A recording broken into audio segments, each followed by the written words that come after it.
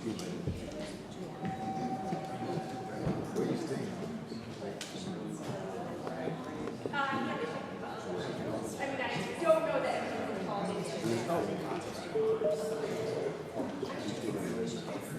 morning. So just wait. You can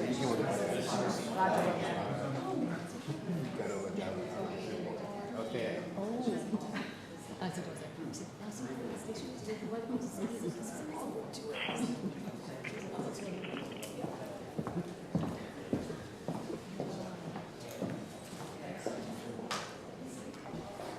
Good morning. And good morning to those of you who are on the phone. This is David Ferrio, the archivist. I want to start by welcoming our newest member, Sean Moulton. I keep calling you Seth Moulton because I'm from Massachusetts and he's recently joined us here in Washington. Welcome. You have a great background coming from POGO and also the Center for Effective Government. What I like is your sales pitch about your background in terms of your, especially your technology background and creation of websites and your focus on FOIA. So you're a perfect match for the group. So welcome aboard. Thank you very much. And welcome to the rest of you for joining us this morning. Just a few words to thank you for the work that you're doing. FOIA's function in increasing government openness and accountability is often described as a cornerstone of democracy. And the administration continues to emphasize FOIA's importance in the larger open government landscape. As you know, this committee was created to help the administration meet its goal of modernizing FOIA.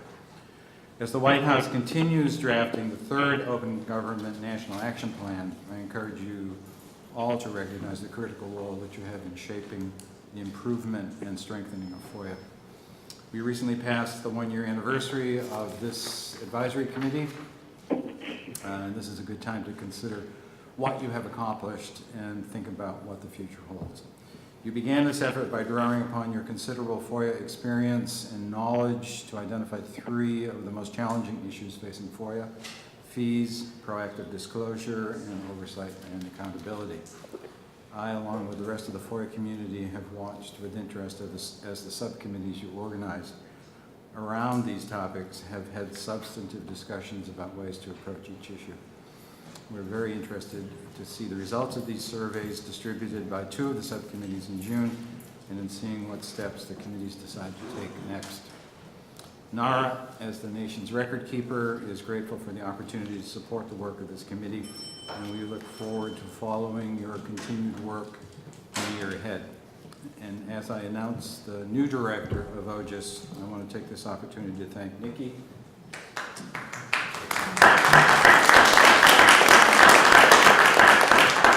and the rest of the OGIS staff for the work they have performed to provide outstanding service to the agencies and to the American public since Miriam left. Effective 9 August, James Holzer will become the second OGIS director. Many of you know him from his work at DHS, where he has served as senior director of FOIA operations since 2009. Let me quote from the notice which goes out today. Dr. Holzer served as the senior advisor to the department's executive level leaders throughout DHS on compliance with FOIA and the Privacy Act and DHS policies, programs, and agreements that promote adherence to information disclosure principles. In addition, he spearheaded the implementation of the department's enterprise-wide FOIA tracking, processing, and reporting case management system. He supervised a team of FOIA professionals that performs a variety of program activities that often involve unique and sensitive matters relating to FOIA PA administration within the DHS. Prior to joining the Department of Homeland Security, Dr. Holzer served in the U.S. Air Force for 13 years on active duty, where he worked extensively in matters involving administrative policies, financial management, material management, operations, and management of wholesale supply activities. He deployed to Iraq during Operation Iraqi Freedom in 2003 and Afghanistan in 2007, participating in ground convoys for intel fact-finding to remote villages. He He received a doctorate of management at University of Maryland, University College. His dissertation examines strategy formulation in 3 U.S. federal agencies, providing preliminary insight into a range of behavioral strategies in the federal sector. His previous degrees include a Master of Human Relations degree from the University of Oklahoma and a BS in Business from Embry-Riddle Aeronautical University. Dr. Holzer's experience administrating FOIA and his demonstrated commitment to transparency will benefit OGIS in the National Archives. So I look forward to working with James, and I'm sure that you will also. So thanks for being here this morning. Thanks for joining us.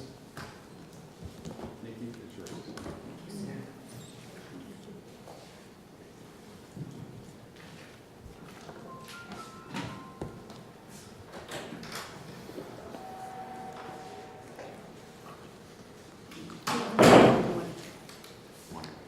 Thank you all for joining us today for the FOIA Advisory Committee's 5th meeting. I know you all join me in thanking the National Archives and Records Administration for being the host agency for the committee, and I want to give a special thanks to the archivist for opening the meeting to us today. I would also like to thank the Chief Operating Officer's Office in assisting us with 2 surveys that launched for members, for FOIA, Chief FOIA officers and FOIA specialists. They assisted our office tremendously. As I mentioned before, as you all know, I'm Nikki Gramian. I'm the Deputy Director, currently acting, but obviously not for long. And I'm also the acting chair for this committee. I do have a brief update on the committee membership as the archivist introduced Sean Moulton. Ginger McCall stepped down from the committee to accept a position in the federal government. As many of you are aware, Ms. McCall served as the non-government member, and she was also the co-chair on the fees subcommittee. Nate Jones volunteered to serve as the non-government co-chair on the fees subcommittee, and the archivist appointed Sean to replace Ms. McCall's position as the non-government member. I'm going to give a little bit of a background for Sean. Sean is the Open Government Program Manager at the Project on Government Oversight, POGO, and he oversees the efforts to develop the blueprint the next president can use to build a more open and accountable government. Before joining POGO, Sean worked for over a decade on transparency and government accountability issues, with special attention to the freedom of information issues, transparency, environmental right to know policies. He has authored reports, testified before Congress, submitted comments on proposed regulations, and has helped launch public disclosure websites. Sean led the Center for Effective Government's open government work for 13 years. He has also worked at Friends of the Earth, U.S. Environmental Protection Agency, and the Council on Economic Priorities. Sean, we're glad to have you, and welcome to our committee. Thank you very much. I also would like to spend next few minutes introducing the members who are also around the table as well as on the telephone. As a reminder, the committee members' bios are available on the committee's webpage, which is available at ogis.archives.gov. We are videotaping this meeting and will make the video and transcripts and the meeting materials available on the committee's webpage. For the record, it will help if you all can remember to identify yourself by name and also affiliation when you speak. Committee member Melanie Pastay, the director of the Department of Justice Office of Information Policy, is unable to join us today. We look forward to seeing her at our next meeting in October. And so with that said, let's start with the members on the phone. Who do we have? Hello, yep. Mr. Barr? Yes, good morning to everybody. Good morning. If you would please identify your profession. Yes. My name is Dave Barr. I'm a lawyer. I represent the requester community in public records matters all around the country. Wonderful. Thank you so much. Mr. Becker? This is Andrew Becker. I'm a reporter with the Center for Investigative Reporting, representing Journalists.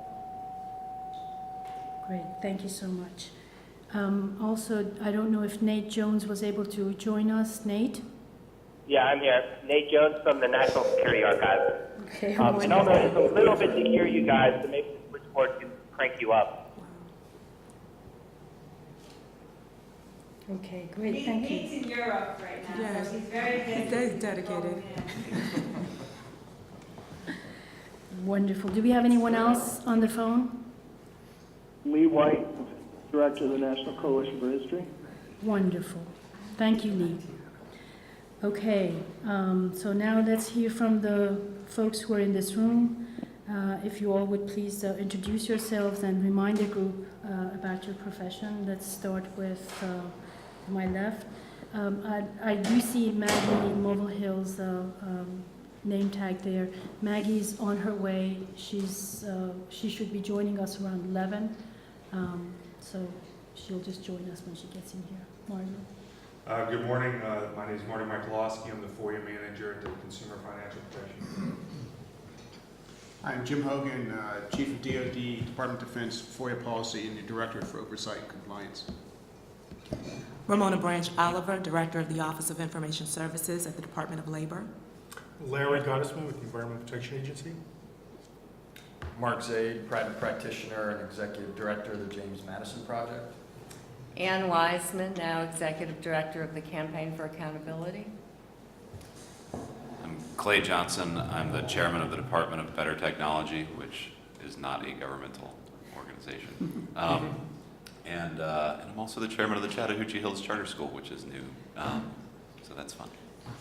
I'm David Pritzker, Deputy General Counsel of the Administrative Conference of the United States, which is, though little known, a government agency. I'm Brent Evan, Deputy General Counsel for Mission Services, Science and Technology at the Defense Intelligence Agency. Sean Moulton, Project on Government Oversight. Thank you all. And also, please let me introduce the members of OJA staff who support the committee's operation. We have Crystal Lemelin, the Advisory Committee's designated federal officer. And I have to thank you, Krista, for all you do. She's the lifeline. Thank you. We also have Amy Bennett, who kindly agreed to be our note taker today and has been instrumental in helping us prepare for today's meeting. Before we dive into the work we're about to do, I want to share some details on how today's meeting will work and also cover some basic expectations and ground rules for our session. We will take about a 15-minute break halfway through this meeting, which should be around 11:15. While no food or drinks are allowed in this room, you may... Other than this table. Thank you. You may wish to grab something quickly from the Charters Cafe, located 2 levels down on the ground floor. Actually, it would be on the basement floor. It would be a B, which is also where the restrooms are located. Again, all of the information about this committee is maintained on our webpage. We will meet up to 4 times per year, both on today's meeting agenda and also on OGIS's website. The dates of the committee's upcoming meetings are listed. We selected Tuesday, the 3rd week of the month, unless the dates would have conflicted with a holiday.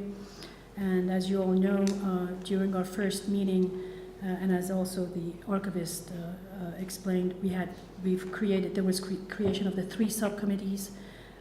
These committees are FOIA Oversight and Accountability, Proactive Disclosure, and the FOIA fees.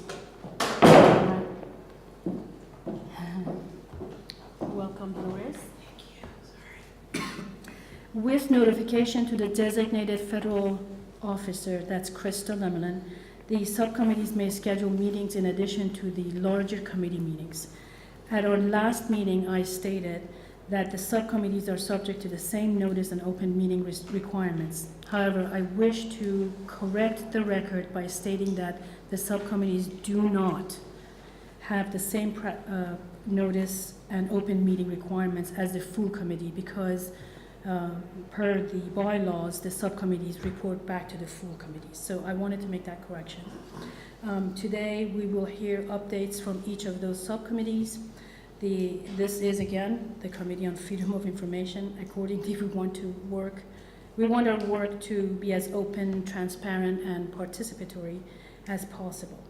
We are really glad to see so many folks interested in this room, and thank you all for coming.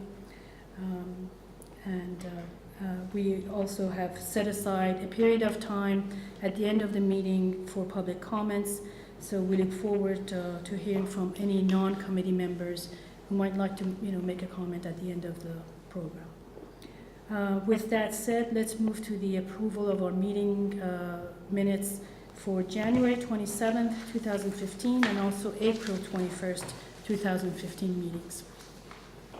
As you may all recall, during our April 21st meeting, David Pritzker brought to our attention there were some errors in our draft January 27th, 2015 minute meetings, and the committee members were given a chance to review the corrected copy that David made revisions to. Are there any other corrections to the minutes? Great. We will now entertain a motion to approve the minutes. Do we have a motion? So moved. Do we have a second? Second. All in favor? Aye. All opposed? Great, the minutes are approved. Let's move to the April 21st meeting minutes. The committee members were given a chance to review a copy of the minutes from the April 21st, 2015 meetings. Are there any corrections to the meeting minutes? We will now entertain a motion to approve the minutes. Do we have a motion? So moved. Do we have a second? Second. All in favor? Aye. All opposed? The minutes will be approved. Great, thank you all. We will now spend the bulk of the meeting hearing from the subcommittees on their work. Each subcommittee will spend about 30 minutes on their activities, which include a report of where the work stands and any discussions or brainstorming they would like to have with fellow committee members. We want to be sure each subcommittee has a clear path forward for the coming month as they continue working to make recommendations to improve FOIA as directed upon the creation of this committee in the second Open Government National Action Plan. With that said, let's hear from the Oversight and Accountability Subcommittee chairs, Martin and Mark. If you would please update the committee activities. Thank you, Nikki. The committee did not meet over the last quarter. However, there were some updates and some work that was transpiring over that period of time. So specifically, I want to follow up on three things that the committee has taken on and the efforts among those three that we've been updating for the last couple of meetings. So first, the effort to identify current authorities for oversight and accountability and take actions or actions would have been kind of written about in reports or audits and so forth over the last 10 years. As previously reported, Mr. Jones had published on our subcommittee's website a variety of reports that have been uncovered over that period of time, and I think even going back slightly beyond the 10 years. He has already started reviewing those and doing some preliminary work to identify trends or themes or actions to follow up on and for us to kind of evaluate. Also, we've asked for input from all of you and the public, as well as other committee members on items that may have been picked up during your review if you've had an opportunity to do that. Mr. Jones has also subsequently, over the last quarter, identified approximately 30 more Inspector General reports that deal with FOIA in some way. They're going to be shared on the subcommittee's website here shortly. I don't believe they're up today, but they will be shortly. And we'll add that to the collection and again, continue to review those as well. And hopefully by the next meeting, we have some preliminary data to share with you on what we found in those reports. Again, I want to echo the opportunity for you to participate as well. So if you know of a report that we have not posted, please send that in. If you're looking at the reports and you see some trends that maybe we have already evaluated and identified, but maybe we haven't, please send those in as well as comments so we can take your information and things that you've seen and consider them as well. The second effort that we've taken on is to evaluate past litigation review efforts and determining any opportunities for action going forward. So this goes back to the litigation review that has been done in the past regarding FOIA. And our team has taken that on to review. I don't really have an update on that, just following up on what we talked about previously. The track has a very similar activity going on in a project that they're reviewing, similar litigation efforts that have been taking place and evaluating those. We are tracking that. I guess we're tracking track. Makes sense. But we don't have any updates specifically on that effort as of now. And the last thing that I think both the archivist and Nikki had touched upon, and we've reported that we were attempting to do this in the past, was doing an assessment or a poll of FOIA public liaisons. So we sent this out on June 22nd. Well, let me back up on that. So we worked closely with OGIS and even the National Archives to put together a poll or a survey, if you want to call that. And basically that was an opportunity to give FOIA professionals in the federal government that are FOIA public liaisons, or do that role, maybe that's not their title, but they do that role in their agency, an opportunity to really share their background, their training, other opportunities that they see. It collected a lot of data, and that was our attempt to do, is give them an opportunity to tell us what's going on, as well as us collect some information to evaluate and see if there's, again, trends or things that we can offer as opportunities to improve that interaction with the public and ultimately improve the administration of FOIA in the federal government. We sent that out on June 22nd after we worked with National Archives and OGIS and finalized that within the subcommittee. It consisted of 15 questions. If you're on the committee's website, it's actually posted there. If you want to review some of the questions and information that we sought to collect from FOIA public liaisons. In general, the questions, those 15 questions, focused on, again, training or resources adequate,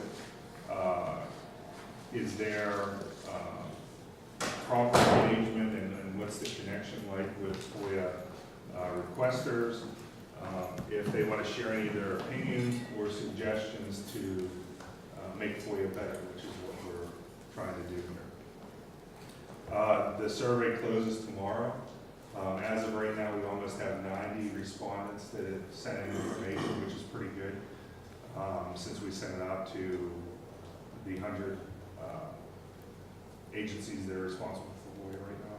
So having 90 respondents I think is pretty good and should give us a pretty good baseline to evaluate the information and assess kind of what's going on from their point of view, and also evaluate opportunities again to improve. Once OGIS has collected the data, the subcommittee is going to go ahead and review that and analyze it, and then ultimately what we're going to do is we'll report back to the committee, and then finally we will publish it in some way to the public. So rather than being some raw data as an idea, again, this isn't anything that I'm confirming that we're going to do, but some things of option is sharing the raw data or sharing or creating a report and sharing what we found in there. So there's a lot of opportunities to use that data in a very good way to improve FOIA and identify opportunities for improvement. That concludes the subcommittee report, unless Mark has anything to add. I'm good. Marty, you did a brilliant job. Thank you.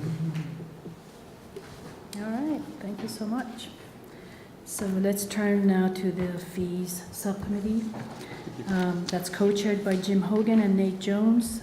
Nate is obviously on the phone, so we'll just turn to Jim to provide us with.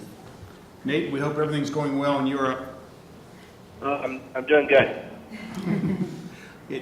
Just to talk about the genesis of this subcommittee, when this committee first met a year ago, we had that brainstorming session to figure out what do we want to look at in the 2 years that the committee is going to meet. And one of the issues that came up was fees. And the perception is, don't know whether it's factual, the perception some of us have is this is a major issue between FOIA requesters and FOIA professionals in the federal government. The application of the fee categories to a requester, whether a requester qualifies for a fee waiver or not, the proper assessment of fees once determined, and a lot of issues related to that. And in my position, Department of Defense, I think that's a major training issue we have. With hundreds of people we have out in the field, and keep them trained in fees. And the perception is it's a very subjective call. It can there be a way to improve the way the FOIA handles fees? We've looked at what different countries do, primarily United Kingdom, New Zealand, Canada, and Australia, and I think Mexico. We looked at what they did. Everybody does it differently. Some countries require fees, a minimum fee for all requests, and I believe Canada does that. So we did that a little bit, but we still want to find out, do we really have an issue here? Is it more just a training issue, or what? So that's where we'll be going. One of our objectives, possibly, when this committee is wrapped up, is to have a legislative proposal. I believe that's part of OGIS's charter, is to propose legislative changes to the Hill. So we may have something in that order. Also, in the back of our mind is the OMB is responsible for fee guidelines. Maybe we need to encourage OMB, maybe give some ideas on how to revise that. We're not sure yet right now, but legislative proposal is one thing. It depends on what we find out in the next 9 months or so. We last met on July 9th at the National Security Archive. We thank Nate for hosting us. Unfortunately, unlike Ginger, he didn't have any cookies available for us. But now that Nate's our new co-chair, we do appreciate hosting, well, at least myself and Nate were there, everyone else is on the phone. Our discussion included 3 areas. One is a current fees survey that's right now being conducted among FOIA professionals. And another category is talking about doing research and ability of agencies to waive fees as a matter of discretion. That was discussed a little bit at the last committee meeting. And also a new survey, proposed fee survey for FOIA requesters. We do have a current survey out, just as the Oversight and Accountability Committee has one out to subcommittee has one out to public liaisons. Working through NARA, and we thank Christopher for getting us going through all the wickets and the bureaucracy and getting the surveys out there, knowing what it's like from doing our agencies ourselves. But this one going out to federal FOIA officers, and in July 21st we had over 375, and this morning we have over 400 respondents now. So we expect quite a bit of data coming in. The FOIA professionals asked a variety of questions, and also for some written inputs. Again, tomorrow is the last day of the survey, and hopefully we get a few more in today. And then we're going to meet probably around the second week in August. The subcommittee will meet to discuss the survey results and figure out what are we going to do with all this data, and try to go through it. I expect that to be a major job, and hopefully accomplish something, getting something hard facts from the field for the DoD FOIA, all government FOIA professionals. Is it a training issue? Is it what is it? Because again, we want to. It's difficult to eliminate, but at least reduce this area of say adversity is maybe not the right word, but it's sort of the right word, sort of word between FOIA requesters and FOIA professionals. I think I see it way too often. And so we'll be meeting mid-August, and by the next committee meeting in October, we'll have at least a preliminary report on what the data came up and see what we can do with that. We also discussed, and this is something that just came up a few months ago, the ability for agencies to actually waive fees as a matter of discretion. And so we're going to raise that issue with different government agencies. Want to explore as appropriate. I mean, are there requirements? Do we have to charge fees if the requester does not qualify for a fee waiver, or can agencies, as a matter of discretion, not charge fees? I know in some agencies, even if it's not written, there may be certain cases where they will not charge fees. It may be a next of kin asking for information on someone is deceased. You know, information like that. So that may be a possibility. One issue that may come up is fairness. I mean, you know, if a matter of discretion is an agency waive fees in case A but not case B, could that be an issue? So we'll look into that and see if it's appropriate. If we can waive fees, what are the pros and cons? And would we encourage agencies to do this? Those are the issues we'll be exploring in that area. And then the third thing we talk about is another survey, yet another one. This one goes out to the public, more wickets to deal with, and our designated federal officer, Krista, will handle those. I appreciate that, because we're collecting data from the public and all kinds of rules on that. So we're going to go, and those requesters here in the room or listening to this, hopefully we'll get this in the next few months. And we've circulated proposal questions. We've gone around among the subcommittee, and then we've submitted them to the designated federal officer. And when we think that will be very valuable information, because we have, those of us who are in the government really do not, I believe, have a good idea of how the public perceives how we address fees in some ways. Is it a training issue out in the field? And there's one way, here inside the Beltway, there's one way to look at these kind of issues than out in the field. You have different types of requesters. You may have a lot of public interest groups here, but they're out in the field. And Dave Barr in our subcommittee works with different types of requesters, and he has a very different perspective, I think, than those of us here inside the Beltway, so that's very valuable. But we'll get it from them and see what kind of data we can get, and so this will help in our obtaining our final objective is sometime legislative proposal possibly to revise fees.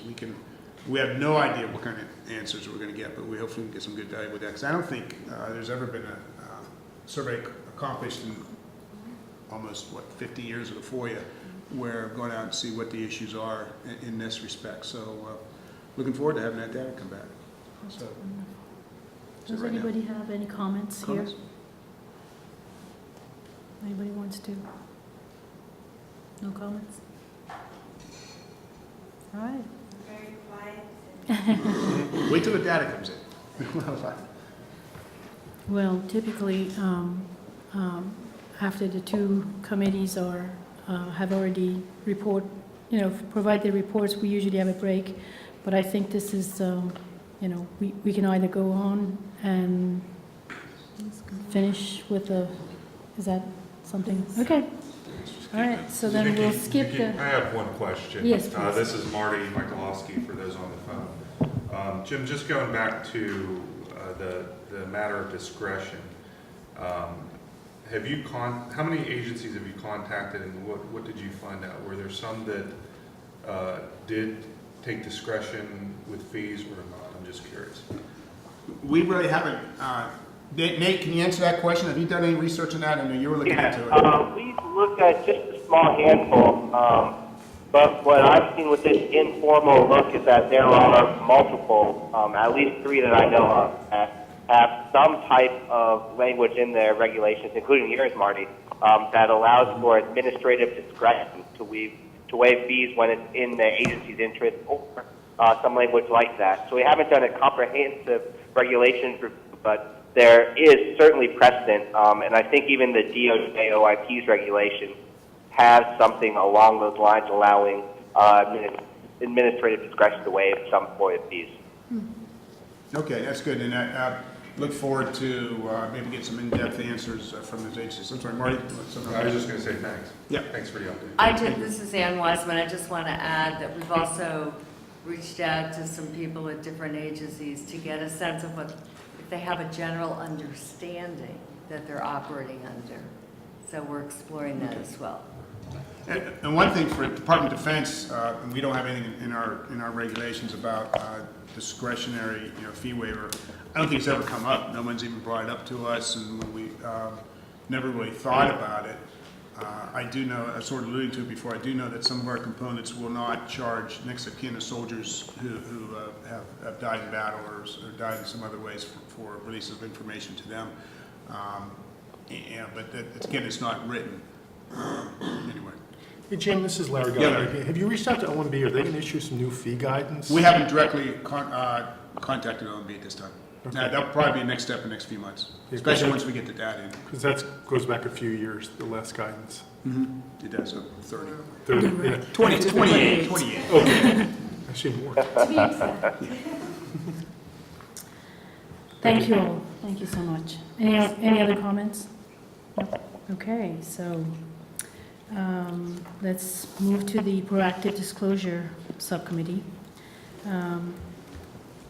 Okay. I know Eric is not here, so we're going to turn to Brent and see what we Sure, have. this is Brent Abbott. Eric Gillespie and I are co-chairing the Proactive Disclosure Subcommittee. We've had one meeting together a couple of months back to sort of decide what direction we were going to head on. It's a very interesting topic, of course, because there isn't a lot of tension out there about proactive disclosures, at least the concept. I think FOIA officers and requesters alike look at the topic and say, well, we're all in favor of proactive disclosures. It's a question of how. How do you make this happen? How do you encourage it? How do you facilitate it? And so that's where Eric and I have started from. I would encourage anybody who wants to join us at the next meeting to come along, and we'll continue the discussion, because when you get into the how you make it happen topic, that's where it gets kind of difficult. And I think FOIA program managers and FOIA requesters probably have some different ideas in that regard. So we have sort of started looking at a couple of things. First, looking at the role that the statute, the regulations, the procedures play in encouraging proactive disclosures. We hear a lot in the FOIA community about rules that can help, rules that can hurt. What role do these these policies play, and how do they guide us? How do they make it better? And the second topic that we're looking at is we're trying to explore how technology affects proactive disclosure, because I believe, and I think Eric does also, that a lot of this is a technological question. We all use different systems.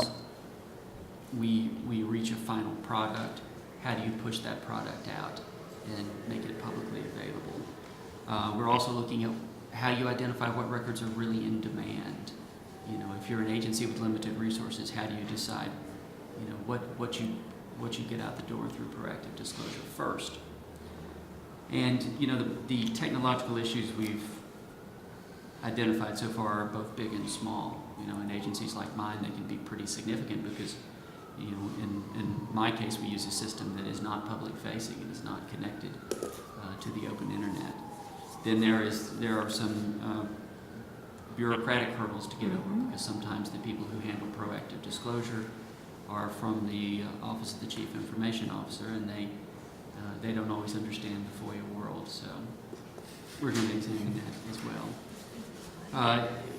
We agreed that we would start by looking at maybe one or two agencies that we had some connection to. I think we're going to start with my agency first and talk to some people and just see if we can start validating our own ideas and collecting the ideas of others.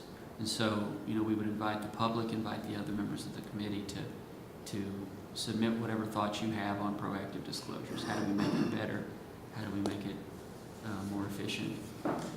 And that's where we stand at this moment.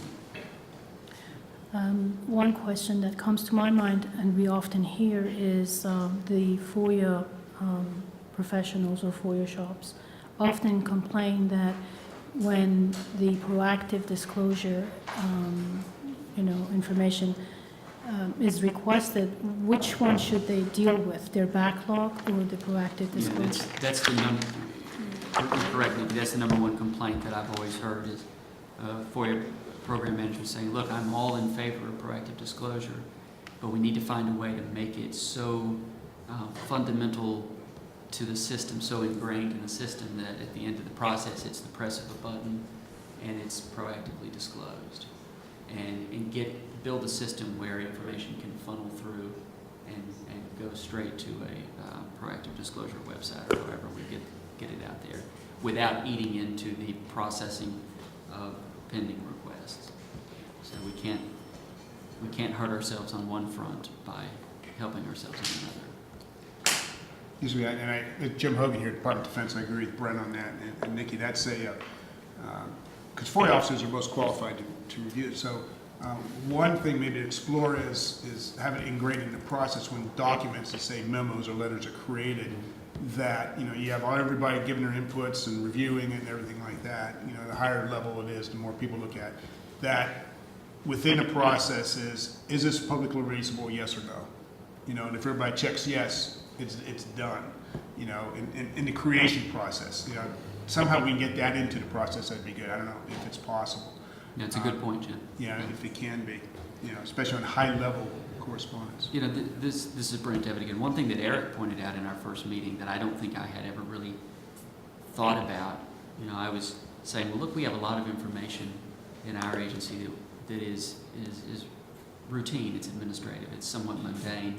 It wouldn't be that difficult to get that information out the door. And Eric very wisely pointed out, yes, but does anybody care about that information? Right. Maybe focus on the information that people care about. Well, yeah, I appreciate that sentiment, but no one cared about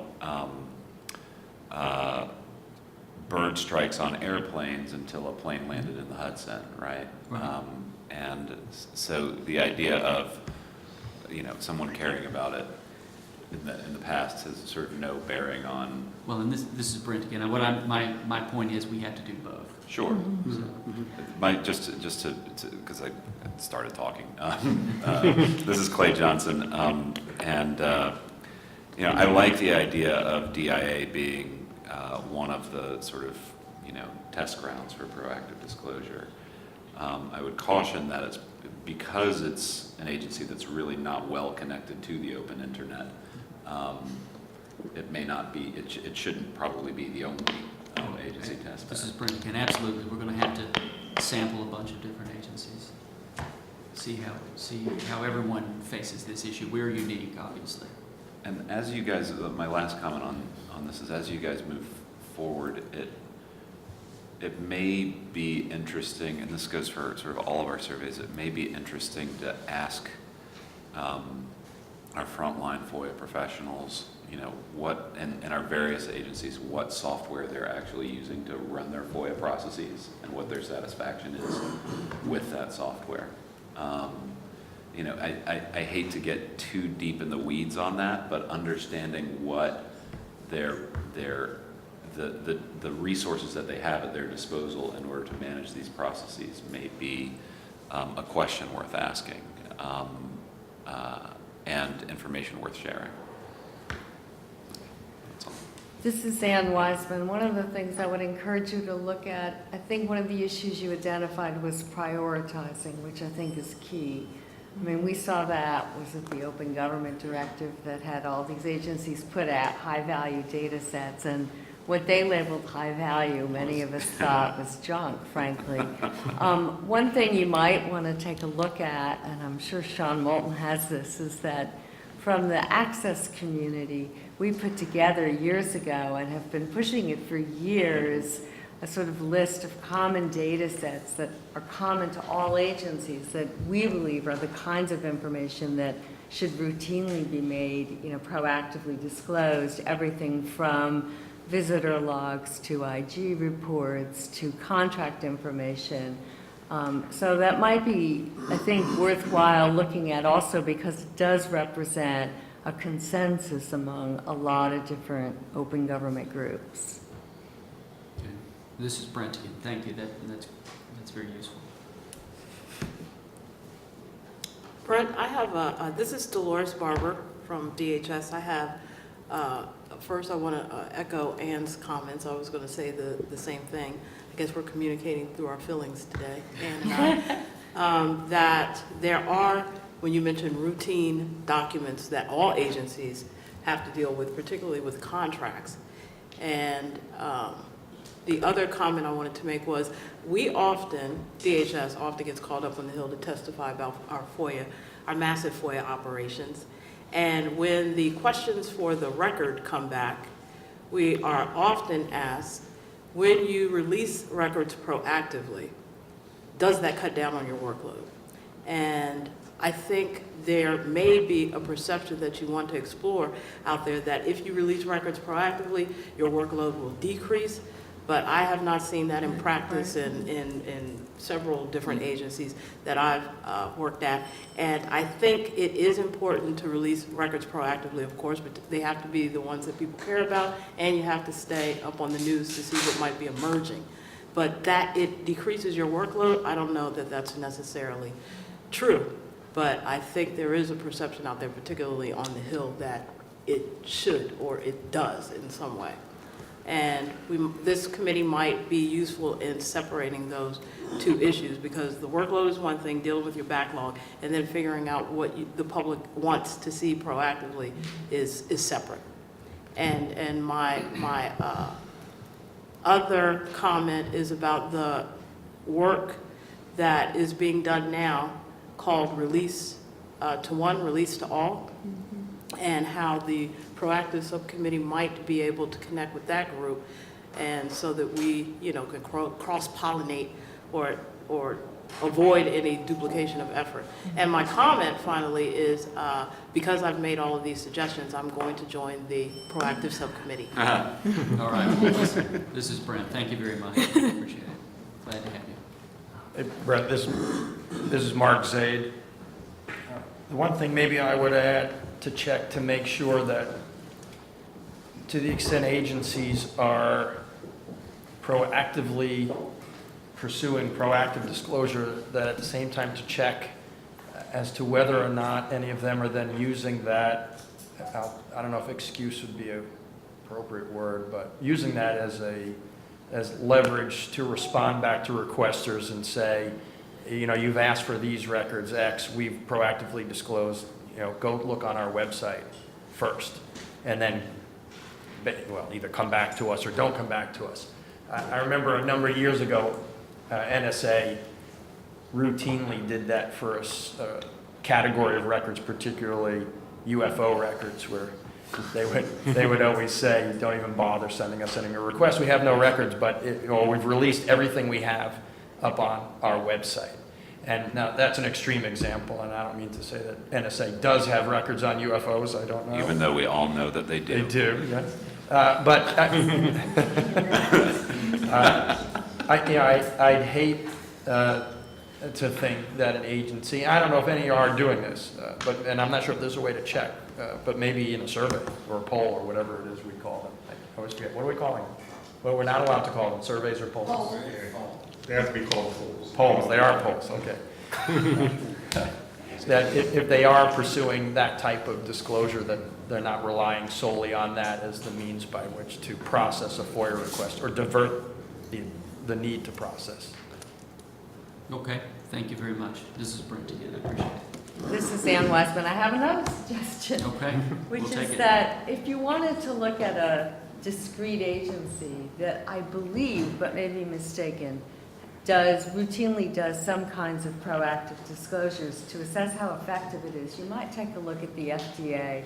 Because I recall Fred Sadler telling me, when they knew there was going to be a product recall, there was a problem with spinach or whatever, they knew they were going to get deluged with FOIA requests, and so they would routinely put out they tried to get ahead of it. And so if indeed that continues to be their practice, it might be a good way to also touch on Dolores's question or point about, did it in fact prove to be effective in terms of managing their FOIA?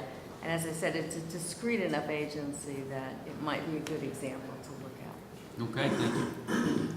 And I just wanted to also make a comment about one of the things that Anne, explained, that the category of records that are interested for FOIA requesters are contracts. And I think in my former position at DHS, that was something that DHS really wanted to proactively post on the website, but we ran into a lot of issues because we had to, reach out to the company, go through the notice process, and so on and so forth. But I understand DoD proactively posts their contracts.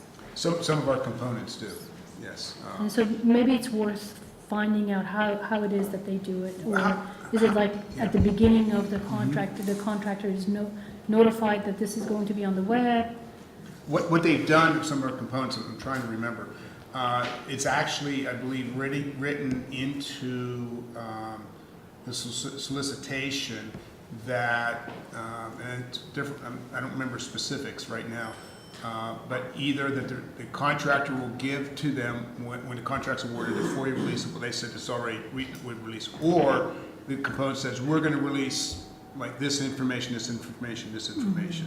And as a condition of working with the government, you have to do that. Because if you don't do it up front, there's really no way to do it, because you can't proactively, let's say that's not done, you have a contract, you can't proactively release it because you have to go through the executive order of 1060 process of doing the submit. Thank you. Doing the submitter notice. We can't do that unless there's a FOIA request. So all you can really release proactively is the bottom line number, so many millions of dollars or whatever like that. So several components have put it into the agreement that as a condition of doing business with government, certain information will be released proactively. It depends on the types of contracts. You can have anywhere from lawn care through missiles. So I think usually it's the more simpler contracts, a lot easier to do that. And this is Larry Guff from EPA. I can tell you, we don't have the staff to proactively release contracts because we get so many, but we do release the contracts when we get a FOIA request for it. And the good news is when we release them, we don't get other requests. We don't get other requests for the same contract. So people can find them through FOIA online, and we have gotten. Rarely do we get a second request for the same contract. If we do, we call them and say, hey, it's online, here's the link to it, and they usually say thank you very much and go home. But we just don't have the staff to go through every contract we issue and proactively disclose them. We try on some occasion, but you just don't have the staff to do it. So what's the, that's an interesting question. Is how going to be the pushback for any recommendation that we have around proactive disclosure? Like, what is the time sink there for that? Like what would make it so that you did have the staff other than more people, right? Are there processes that could be put in place? Is it just hard? To me, a contract is a document, right? Putting it online means redacting it and putting it in. Well, the problem is that executive order. So you need to go back to the submitter or saying, we propose give it out, give us your comments. What would help if the FAR was amended to say when you get a contract, you need to provide a redacted version, for lack of a better term, some requirement on the contractor that goes through the FAR. That's interesting. That would, to me, would make the most simple, easiest way of doing it. But short of something like that, it's a process of going back to the submitter. Do you think contractors would just redact their entire contract? Yeah. That would be what I would. Yeah, I would say there would be, because because with the executive order, you have a legal process. Right. And if you don't have the executive order, if you just say, hey, we don't proactively disclose a request, the submitter can just say, no, don't put anything up there, and your hands are tied. This is Marty. I want to add something to this. Probably within the next 2 weeks, we're going to begin posting contracts online.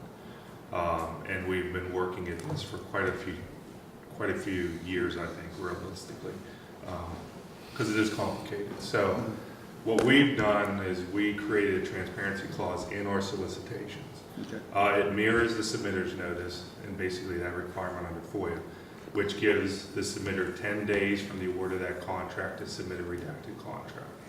Now, we found that pretty much nobody submits a redacted contract, even though the language in there specifically says failure to submit it condones our discretion to release whatever.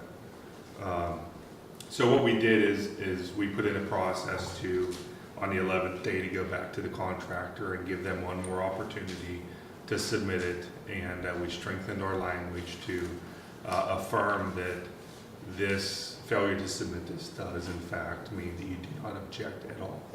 Now what we found up until this point, where now we're proactively posting them, but what we found up to this point by having that in there and still not proactively posting, but it has significantly helped our FOIA process, because other than 3 years ago, I think the last submitter's notice we've done was probably 3 years ago. Only because whenever we get a FOIA request, if we don't have that contract redacted from the vendor, we go through the contracting officer, and literally every single vendor submits that within 24 hours. Because we have that language in there, and we state very clearly that you pretty much have a day to submit this because you should have submitted it 2 years ago. So we've done that, we've flushed it out. The challenge we now face is remediating those contracts for 508 compliance. We created a process, we worked with our 508 program manager, they've signed off on our process of tagging, titling, descripting, naming conventions of contracts, because you can't put everything in a contract in a naming convention. So we work through all that, we've standardized it, but I will tell you that even though we get contracts that are redacted, we often have to go back and pull the original because they redact the total awarded amount, which that is already released. So we do a screen kind of review real quick to address those issues, remediate through 508. But what we found is even the data that you get from contractors is across the board. Some of them are born digital, some of them are scanned in at poor quality, some of them are scanned in and OCRing fails to read the image because it's a TIFF and it's nothing you can do with it. So even going back to thinking that it's very easy, the remediation process is significantly hard, even to make the minimum requirements under 508. So I know we've done that. We're about, like I said, to post this. So we've gone through all that. It's very complicated, and that's just for contracts. We're looking at other documents, but we wanted to start with contracts because they seem to be somewhat easier than even some of the other issues that, looking what Ann had said also, we reviewed the common, I forget what the title of it is, but the common data sets, and we actually create our transparency plan based on that. That included contracts as well. So we're starting with contracts, but we found that even something that's essentially you would think would be very simple is not. And it's because that there's other factors that you have to consider, and it's not that straightforward. This is Nate Jones. Can you guys hear me all right? Yep. I just want to highlight one other point that Brent brought up again, and another avenue for proactive disclosure. That's the fact that we all know it takes incredible amount of work to, as Marty just said, find the document, redact the document, maybe talk to a contractor, get it ready, get it on the screen. And as Brett said, I just want to highlight that I think it makes a lot of sense that after you said press print, put it in an envelope and send it to the requester, or get the PDF and press send and send it as an email, there should be a way for our technology to let us also push a button and put it up on the web. Maybe to our journalist friends, a week or some time limit after. But I think that aspect of proactive disclosure is really worth following as well. I know that Release to One, Release to All is doing this, and lots of other agencies, I've already given them lots of kudos for doing so. But just to have the ability to make it easy to do one more click and put a processed FOIA document up on the web so that it doesn't gather cobwebs. And just the last thing I'll say is talking to the neighbor, most documents take hours, maybe longer, maybe days, maybe years to produce, and it just doesn't make sense to not take the one last step to make sure that those resources are making it so the document is public facing. Thank you so much, Nate. This is Nikki. I will say that it isn't just one click. We are trying to put our Maybe that's own what we should letters. ascribe to. Yeah, what he's saying is like we need to drive towards that point of making it one click, right? Like in an ideal world, Microsoft Word would have like a button in it, right? That says like publish to web, or well, maybe not.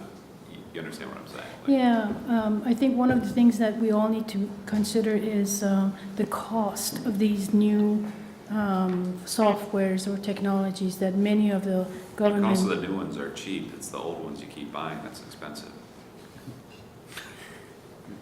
Healthcare.gov. Well, that's a perspective. Yeah. It's a good one. But this is really a good, I'm sorry. This is David Pritzker. I would be interested in working with the subcommittee, and the message you're going to hear from me in the subcommittee is how these practices and any potential requirements affect small agencies may be very different from the way they affect large agencies. Our little agency has altogether 16 employees, and 2 of us, who are our general counsel and I, which is our FOIA staff, were tied in knots a couple of weeks ago by a single request that required screening a vast number of email messages for personal information. It just took a tremendous amount of time. So this is something that we'd be concerned about. But I want to speak also about this idea of disclose to one, press a button, disclose to all. And I think Dolores kind of hinted at what I'm going to say now before. But just because you press the button and something, well, let's just take my example of the email messages on a certain topic. Well, suppose we posted that to the web. Where? How does anybody who might be interested in that subject find that information? Do you put it under FOIA disclosures? Do you put it on the particular subject matter? I mean, where does it go, particularly for a large agency with a complex set of websites? How does anybody who might be interested in it know it's there? I know that's the intent of data.gov, right? Well, I don't know how successful that is, but these are concerns that agencies large and small might have, and my guess is, I'm hearing Dolores' comments about perhaps not reducing workload, is simply because anybody who might be interested in these things doesn't know where to look for it. Well, this is Sean Mullen. I think you raise a good point, but I think it's a solvable point. There are principles and data standards that you can put information out there. I think the most important thing is to make sure that when the data gets put out, whether it's in a FOIA library or under a subject matter library or website, that it's being indexed and found by the major search engines, the commercial search engines. And there have been agencies that have had difficulties with that because they actually close off the search engines from certain aspects of the websites. And most people, if they go to Google or some other search engine and do a search and can't find very quickly the information they're looking for, they assume it's not there. And I think that's going to be a critical element to really allowing people to find the information. And these are professionals who, they're working day and night. They have hundreds of people trying to figure out how to find and organize the results of searches. And so I would say the government shouldn't try and duplicate that or spend an enormous amount of time or resources in figuring out where to post it and how to post it, but just to, again, post it and make it accessible to the search professionals. I think that's the biggest thing. This is Ann Wiseman again. I mean, I think, Brent, what's clear is that your committee has a lot of work. But I think a critical aspect, which you did mention up front, is the technology piece. That's right. Both in terms of, how it can help, but also, I guess I want to respond a little bit to Nikki's comment. I feel that all too often, generally with FOIA as a requester, we're told, we just don't have the resources, we don't have the technology. And I think it may be sort of a canard or whatever the word is, it's not necessarily accurate that, you know, yes, if you make this investment up front, it really might be cost saving in the long run. And I don't know how you tackle that issue, but I feel like in many ways it's pretty critical, because I think that's what stops so many agencies from going forward and kind of what they tell Congress, and Congress says, oh, well, okay. So somehow there needs to be a way to break the logjam of, well, we don't have money for technology, it costs too much.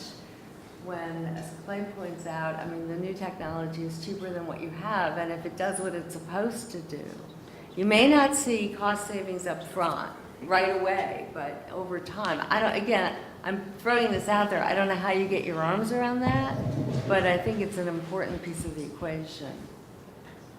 Okay, well, this is Brent again. I appreciate all these comments. They're very helpful. Just three very brief points kind of to make that I think is connected to this. First is, I think that the GSA 18F group is looking at some of the things that Clay and others brought up about how do you find, how do you categorize, how do you successfully search, you know, over 100 agencies that do FOIA or more that do proactive disclosures. So it may be good to connect with that group, because I know that I've talked to them quite a few times, and I know they're working on some of those challenges and may be able to combine efforts there. Number two, I think communication is important, continuous improvement. So as I pointed out, we've faced a lot of challenges with our contracts or other documents for that matter.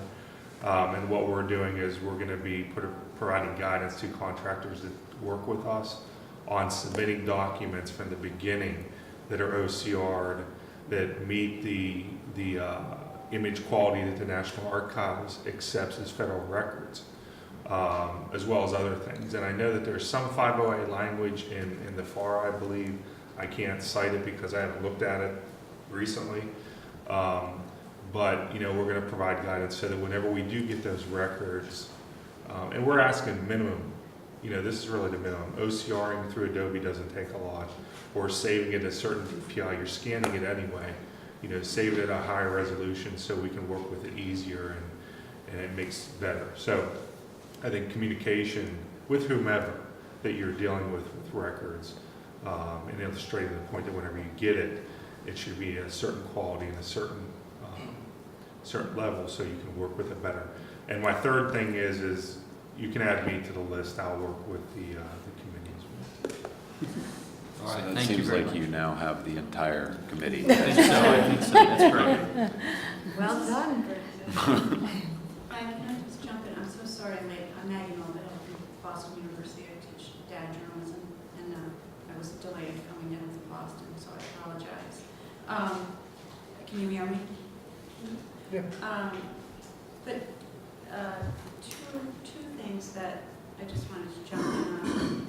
The notion that information would be easily accessible isn't, I don't really see why that is even a factor, because, you know, we train at least our journalists and really good researchers to go as deep and as granular and as precise as they can. And I think most requesters are used to not having things easily accessible.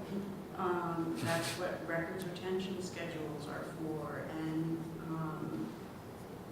you know, minutes of meetings and a footnote in a GAO report. I mean, we can always find the information. I don't see that that's really a factor in should we put it up or not. And then secondly, just with all the innovation that's going on with technology and data, I don't know if there's ever been consideration of any of the agencies at the federal level to either work with a tech company or a university, a pilot program. I mean, Clay mentioned would Microsoft put like a Pinterest button on the document. How sweet would that be? And it just seems like people are clawing to innovate.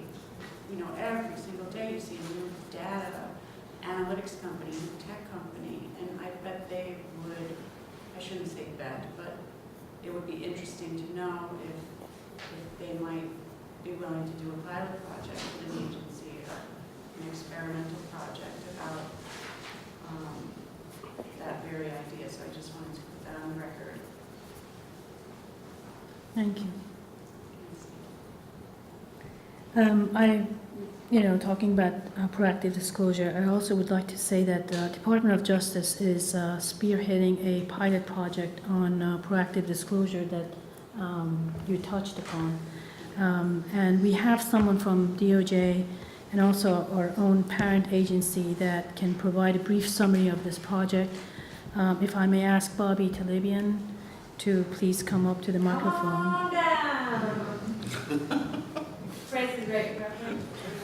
No, I got the joke. I guess it just goes that way.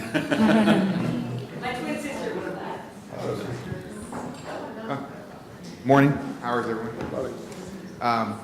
Delighted to be here today to talk about our proactive disclosure pilot program. Many of the agencies, so we're having a pilot program to test the release to one and release to all policy consideration. We have many of the agencies that are in the pilot, 7 agencies altogether, around the table here. So as you can see, real leaders in FOIA. But the idea of this comes from, we've had, especially the Department of Justice and agencies especially, have had a real emphasis on proactive disclosure since 2009. The Attorney General's FOIA guidelines encourage agencies to systematically and promptly post information or make information available in advance of FOIA requests. We've had many workshops, and agencies have been reporting on their efforts in proactive disclosures in their Chief FOIA Officer reports. So we want to take it to the next level here and test the idea of posting records that have been released as part of FOIA requests after one request has been made to the public, so that the release is not just made to the individual, but to the public at large, of course with the exception of first-party requests. And the idea of the pilot is a 6-month pilot with participating agencies to see how it goes and gather metrics and really look at many of the questions that were raised here today with the committee to kind of understand better the challenges. We've heard a lot of challenges, and there are legitimate challenges with being able to post information more and more online, both as far as technology and time resources. And there's many benefits that have been discussed, and we want to be able to gauge all of that and have an informed decision at the end of the 6-month pilot. And we plan to make the results public. And in the meantime, I encourage everyone here, and we encourage everyone in the public and agencies to follow our progress and to let us know if there's any feedback. We've set up a specific email address, released to all at doj.gov. But you feel free to contact OIP in any way you like and let us know what you think, feedback, what you're seeing, your concerns as we continue with the pilot. Oh, thank you. So I should get the email address right. Released all at usdoj.gov. Thank you, Bobby. Thank you. Thank you so much. So this is the wrap-up for the public comments.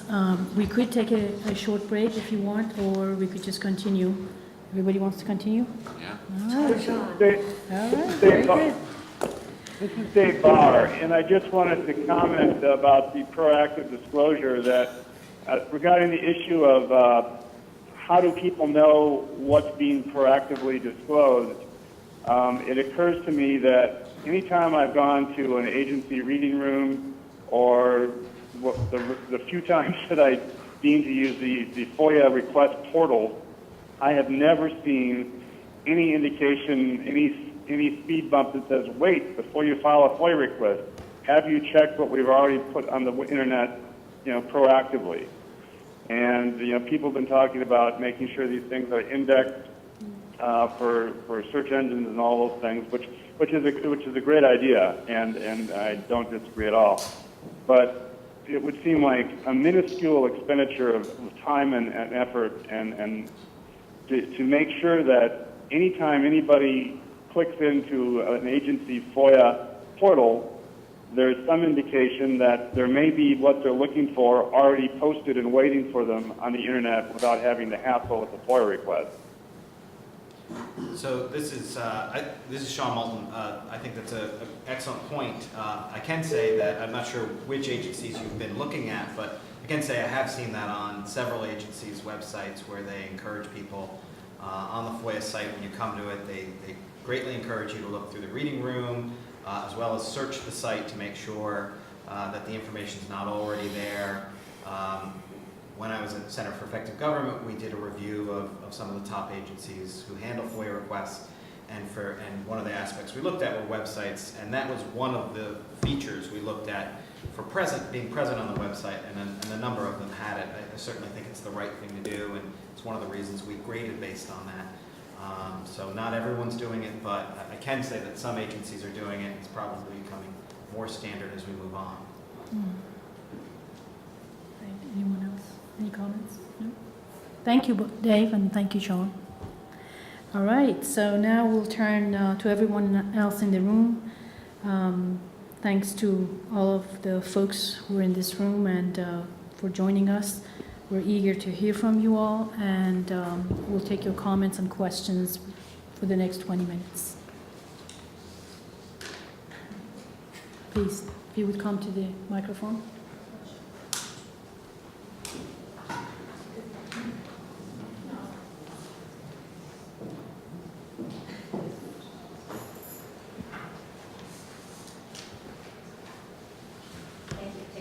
Today. My name is Linda Ferguson. I'm representing myself, and I just want to kind of give an add-on comment to where Mr. Davis, I didn't get your last name, I'm sorry, but you had said about the information and how would you find it. And the last gentleman was talking about in the reading room, and that's great, but I think it needs to be more subject to like the metadata. I mean, it has to be linked to the metadata, and the bad thing about that is that is subject to whoever is putting the data up there. So we kind of have to all be on the same page as to what we're putting up there and how it's relating, the different indexing words we're using. And that's all. Thank you. Thank you. Anyone else? Can I just respond to that, even though I'm not on the committee? Sure.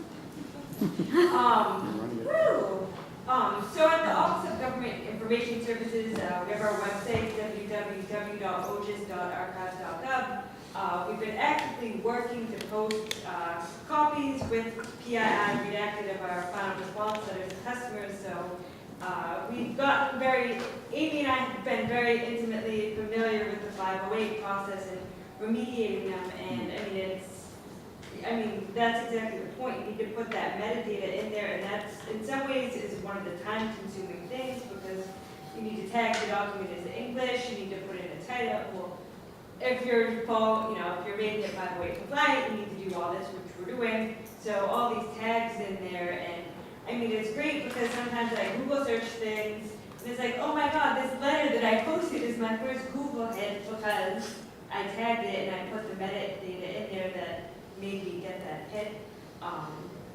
Clay, you were talking about like resources, using tools. I mean, we're just using Adobe Acrobat Professional 10, which is awful because in my experience, it's like the documentation for it doesn't even match the product itself. So I mean, that's a challenge that agencies face if the companies aren't even describing it properly. But I mean, part of the issue is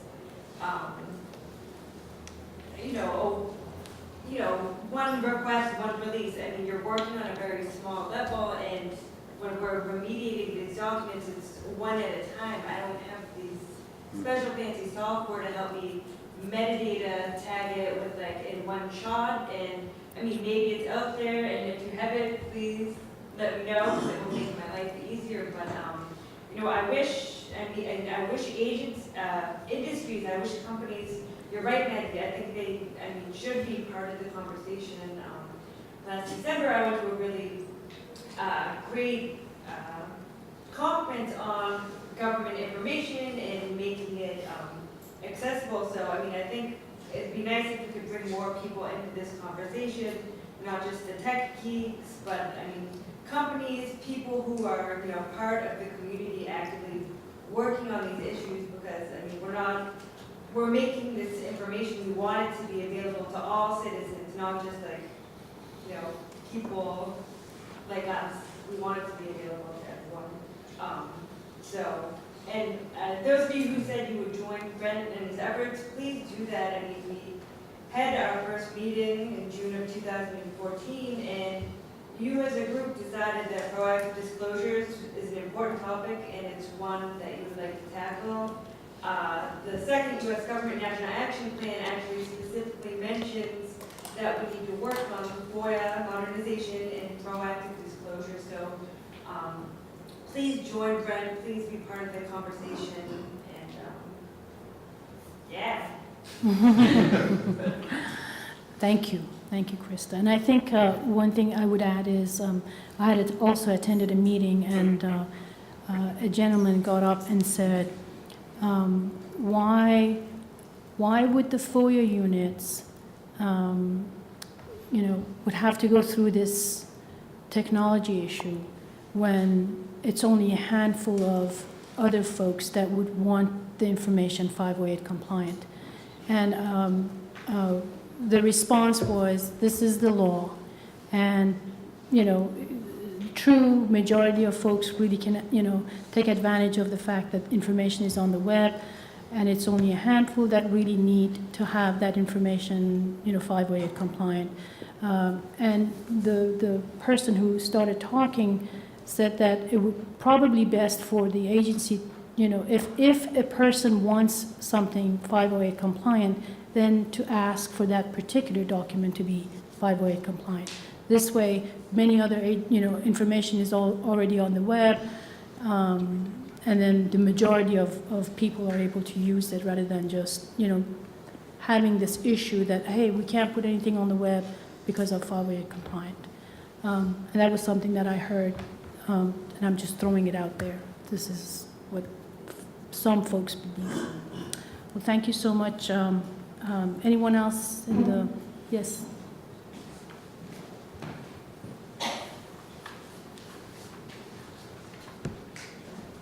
I'm Michael Rhodes. I'm also speaking for myself. Just a general comment. Admittedly, this is the first time I've heard a discussion about proactive disclosure and that term. Overall, what my response to, my reaction to is, are we not redefining what FOIA is, what the original purpose of FOIA was to get after certain information? Like, for instance, COINTELPRO, there was a lot of interest in that topic, of that interest. So it was expected that resources, limited resources that there were, would be focusing on that because that was the public demand. So when, as the example is brought up of like visitor logs and other routine information, well, that's fine, well, but couldn't an excuse be made by agencies, well, we can't get to that request because you want this routine information. So I'd be very interested, perhaps as a survey, is that what the public wants? Do they want routine information, or do they want certain information, which I think the original purpose of the Freedom of Information Act was? Thank you. I think they want everything. Well, I can just say that I think Clay mentioned it earlier, very often their circumstances changed, and suddenly what was routine information, now you want it, and you want it now. The calendars of key officials when questions arise over either a policy decision or a contract that was given to someone. Everyone wants to know who met with who and when. Was it before or after the contract? And the idea would be if we can proactively disclose this, and hopefully by building it in, as I think Marty was talking about with their contracts, when you start to build it in from the creation of the document, the resource issue really becomes smaller and hopefully doesn't even impact the FOIA process. You're building in the disclosure to the people who are creating the records, the procurement officers in terms of contracts, or the people holding calendars in terms of the schedulers. And so it never gets to the FOIA officers, and the FOIA people, hopefully, it doesn't interfere with, oh, we've got to go do this other thing, and so we're not processing requests. That would be the ideal from my perspective. And I'm not sure if I said, but this is Sean. This is a recording. Thank you so much, Sean. Okay, I guess this is going to be our closing remarks now. Wait, can I ask Oh, a question? sure.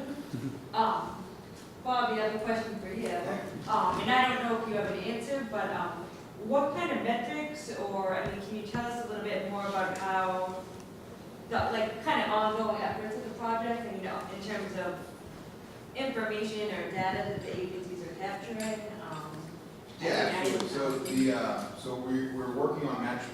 We're working on metrics right now as we speak, and we're really trying to answer just a number of different questions, including some of the challenges that people have talked about, FOIA being one of them, time divergence from FOIA staff not working on FOIA requests and working on posting. Also some of the successes, how many records get posted.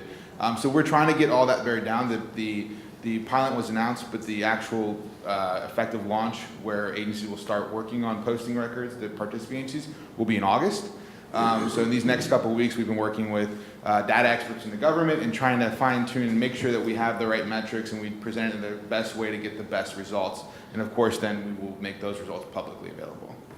So there's still plenty of time to get the feedback. Absolutely. That are needed. And before the August kickoff and all throughout on the metrics or any part of it, we welcome any kind of feedback. I mean, it's not a metric, but are you capturing information on what software and whatnot people are using? Because as we keep hearing, every agency is a unique snowflake. It's all different. They all have different resources. So, I mean, are you capturing information? So yeah, absolutely. We're going to be capturing all the uniqueness of each agencies, and I think one of the great parts of the pilot is that we have a good handful of diverse agencies, both in the types of records and missions they have, and also their sizes.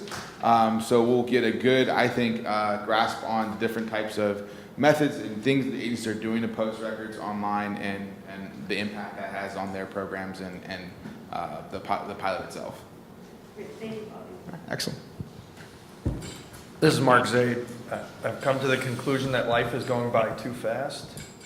And we've been here for a year now, and next year is the 50th anniversary of the enactment of FOIA.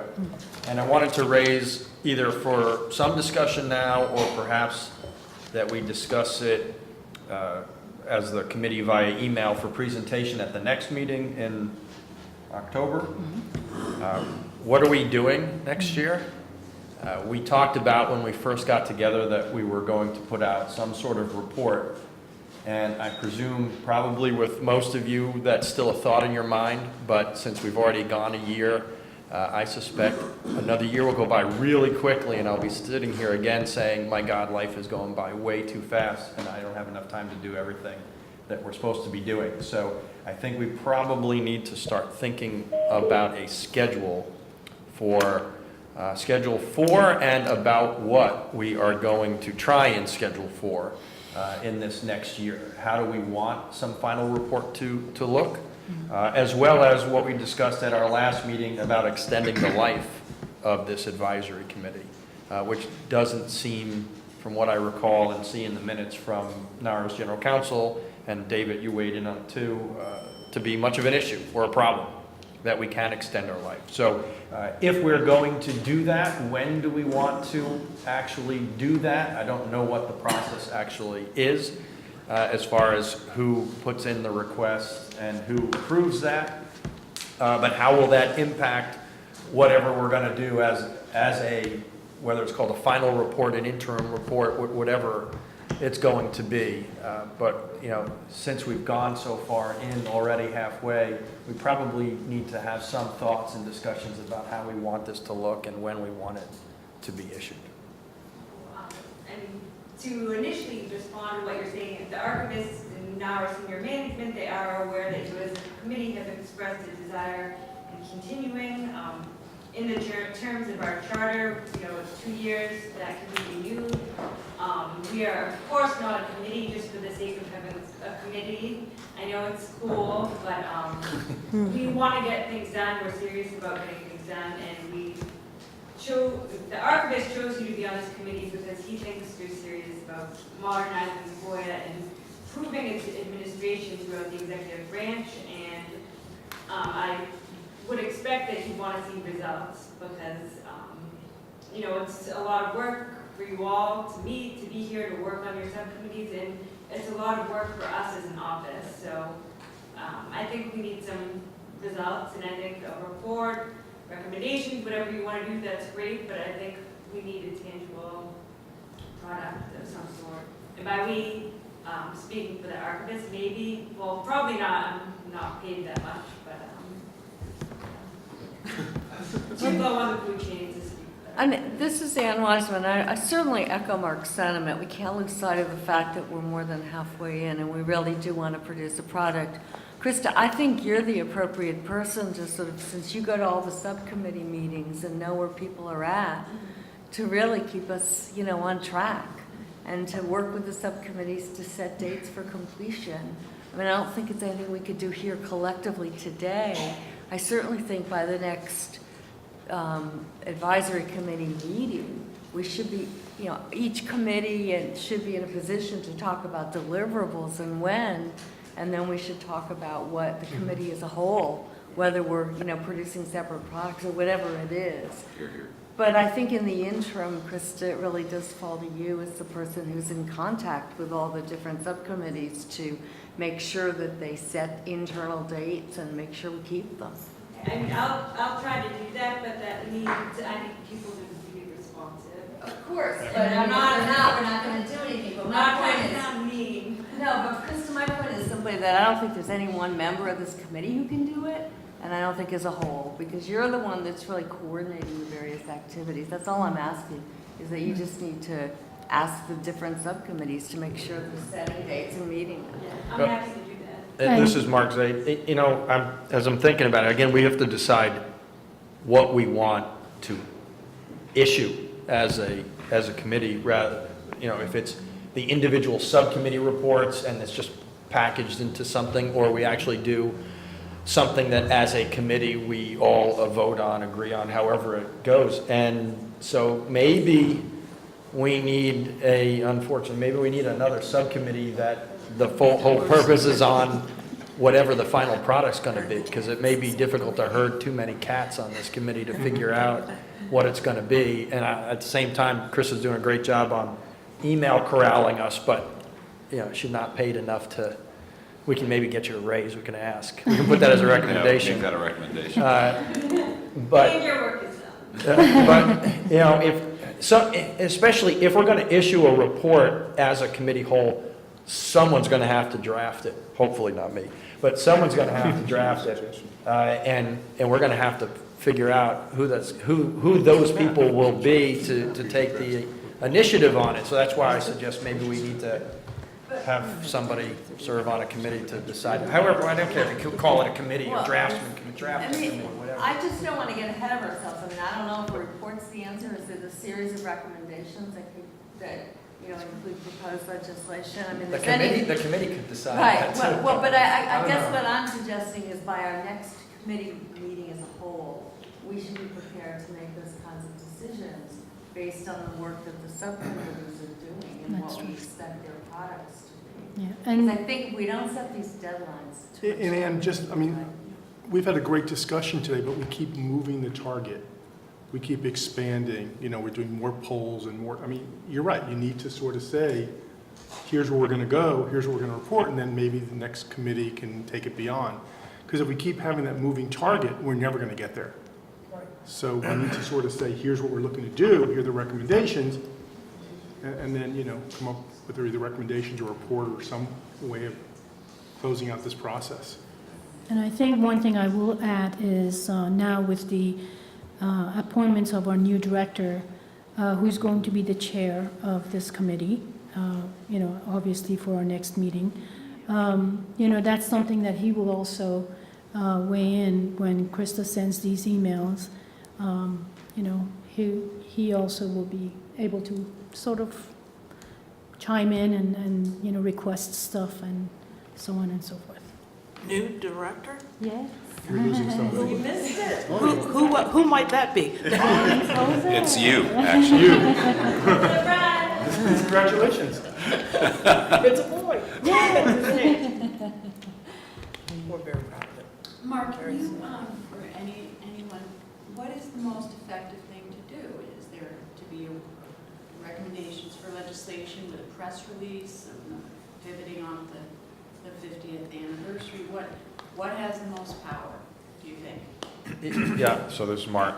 I mean, I think it's ironic because I don't think it was planned that our 2 years would conclude with the 50th anniversary, not that I know of. And I certainly would imagine, especially when Chris is mentioning and reminding us that the archivist expects some tangible product, that, you know, we would have something that would be issued, and I'd love to see NARA issue a press release about it, that, you know, this is whatever stage we're at, even if we have re-engaged to continue our lifespan beyond the 2 years to whatever period of time. But I do think, however we're going to do that, and in whatever format, we're going to have to figure out, we need to figure it out by the next committee meeting. And I don't think we're going to figure this out right now as we conclude, so we're going to have some sort of dialogue internally through emails or however else we're doing it. It may be, I don't know, it's probably too much of a difficulty to have a conference call, because then that does open records issues or whatever the open meetings issues. But at least to have that conversation and start figuring out, you know, what do we want to do and when.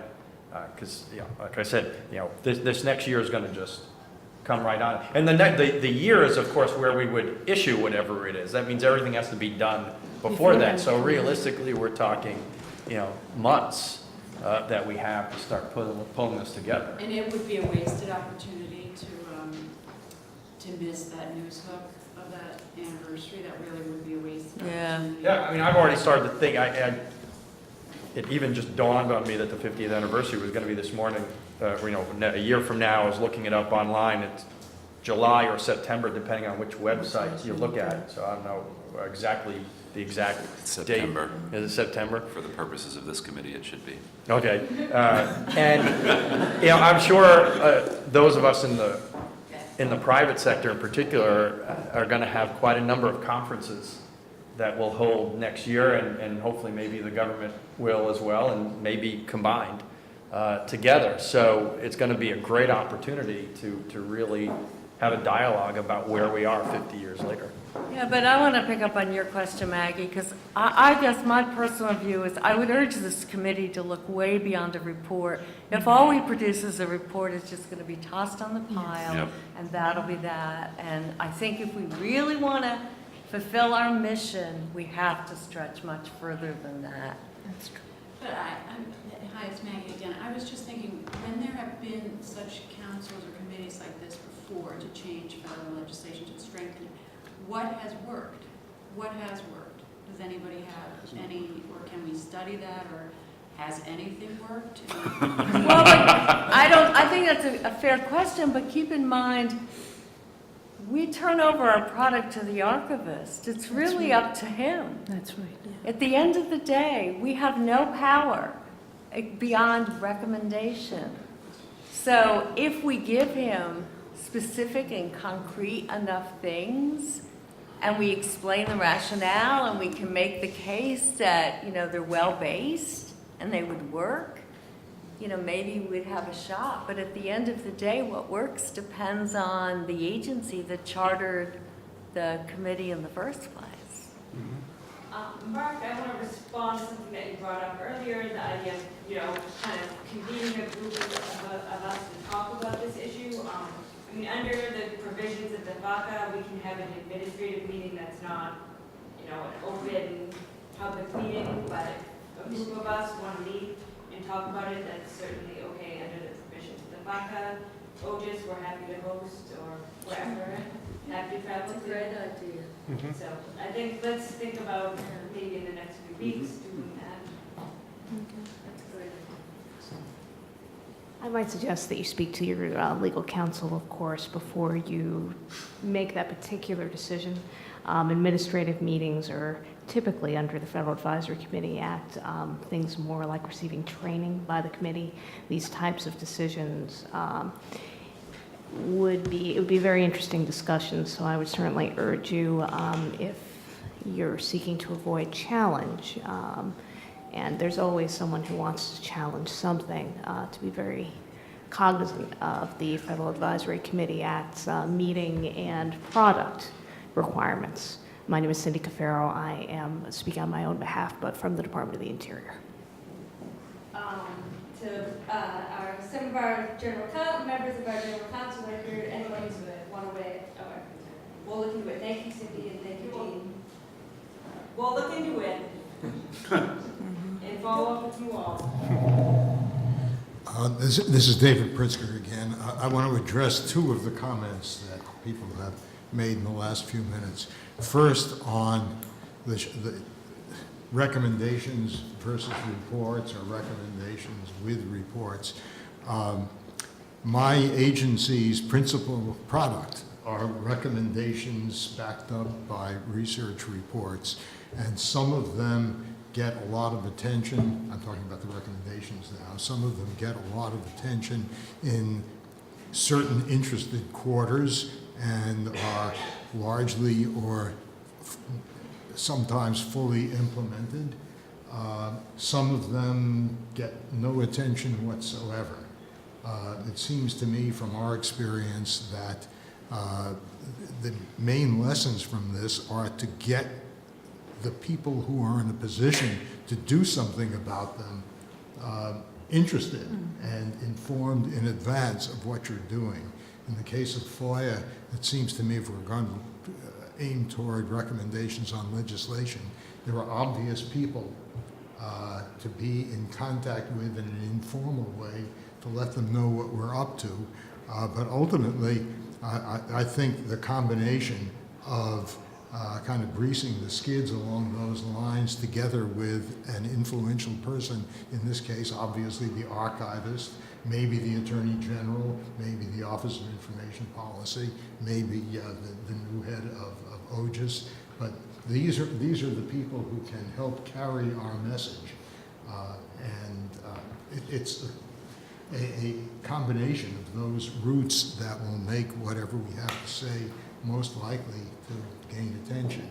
I leave it to Maggie and others to consider how to get the press interested. The other thing I want to talk about is this matter of how we can converse with one another within the bounds of the relevant law in between meetings of the full committee. As Nikki pointed out at the beginning, the current rules for subcommittees are that they're not formally required to do everything that the full committee is by way of public notice and public involvement, provided, as she properly said, everything that the subcommittees do is simply reported back for decision-making by the full committee. But that doesn't address the question of what the full committee can do in these 3-month intervals. It so happens that one of our recommendations, the Administrative Conference of the U.S., one of our recommendations 3 or 4 years ago was on the subject of the Federal Advisory Committee Act.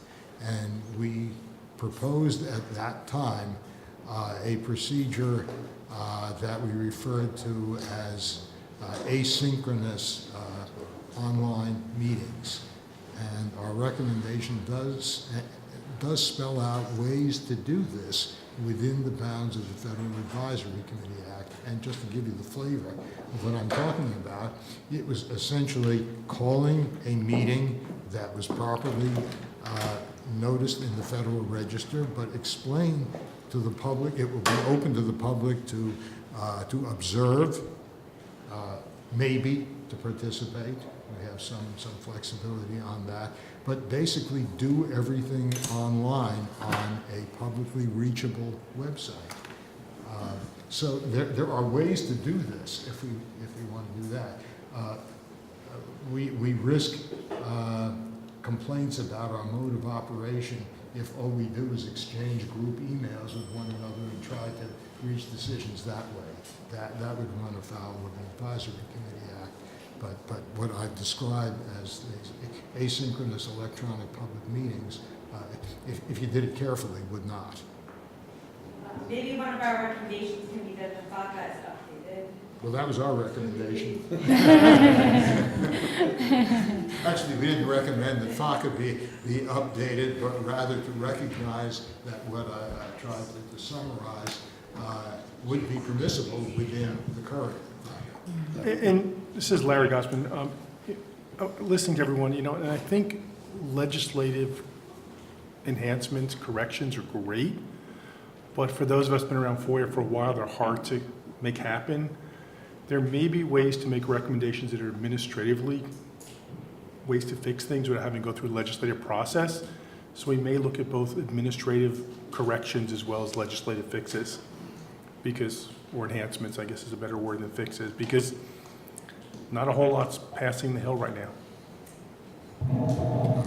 Larry, this is David again. Larry, I appreciate that comment. I did not mean to imply what I said before, that we should be aiming particularly for legislation.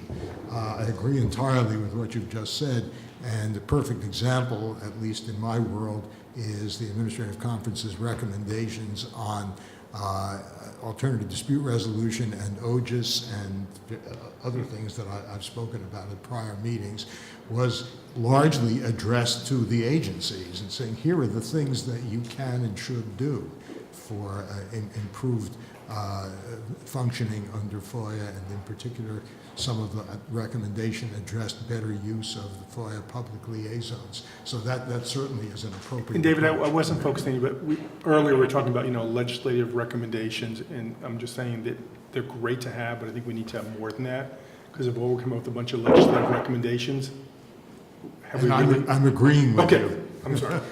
Well, I think it's fair to say we have a range of opinions, but I also think it's fair to say we have a lot to talk about on this. So however you do it, I think we do need to facilitate a further discussion that's focused on this issue, and we should do it in the very short term. Sure. I'm sorry. This is Mark Zaid. But I do want to make a distinction as far as, I'm not even discussing at this stage the substance that we're going to put in. We've got to figure out the timing and the resources as to who's going to be involved doing what. And I'm not as concerned about that with the public being involved with the internal. I do see that as more internal administrative workings. And then the substance is obviously incredibly important, but the substance is almost irrelevant if we can't figure out when we're going to do it and who's going to do it.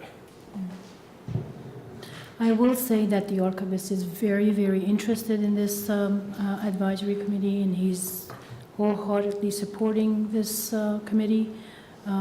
So it's his priority to know what's happening, and he is very much involved and interested. Is that it? Yes. People on the phone? Thank you very much. Thank you very much. All right, great. Okay.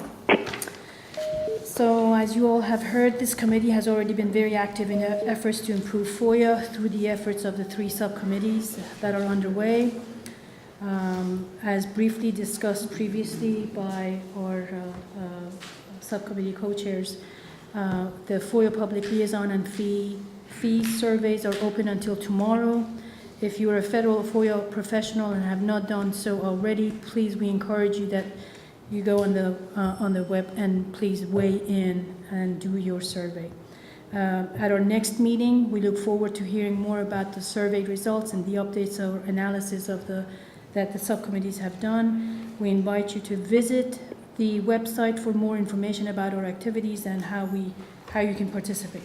And one final thing to note, that everyone in this room will undergo the National Archives exit screening procedures to leave the building. For security purposes, all individuals' bags are checked to ensure that no archives holdings are removed from the building. And thank you all for coming. We will see you at our next meeting in October with our new director. Yay! We stand adjourned. How you doing? I'm just going to hold on for those last 5 minutes.